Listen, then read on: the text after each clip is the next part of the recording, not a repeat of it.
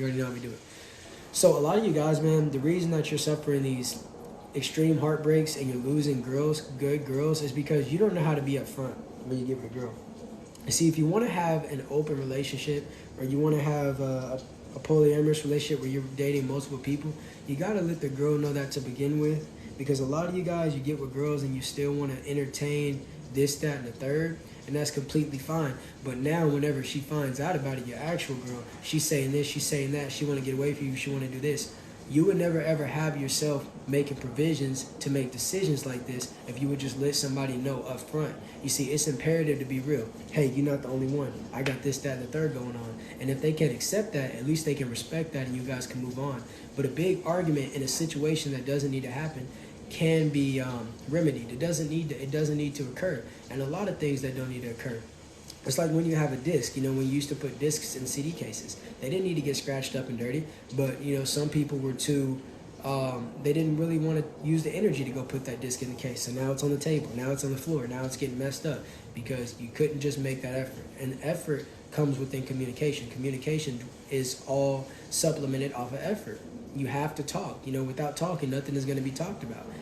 Nonverbal communication is a thing, but man, verbal communication is a lot more important. I mean, look at everything that we've built. Look at the civilizations that have arisen from verbal communication and thought that was able to be verbalized. So, to my guys, man, if you just trying to be with one girl, that's cool. Be with one girl, but be with her. And girls, if you just trying to be with one guy, be with him. But all this, I'm gonna be with him, but I'm gonna still talk to this, that, and the third. You're making provisions to put yourself in negative situations. You're putting yourself in negative situations and stuff like that. That's only going to lead to drama. So man, that's what I would say to my guys, man.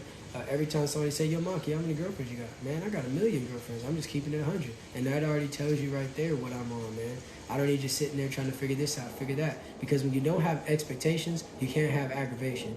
When you don't have expectations on a falsified notion that was never given to you, you can't have aggravation, because it's like you already knew what it was from the jump. But when you sign up for something and then the best definition of the opposite occurs, now you have a right to be mad. So guys, if you're trying to do this and do that and the third, let it be known. If she can't respect that, move on.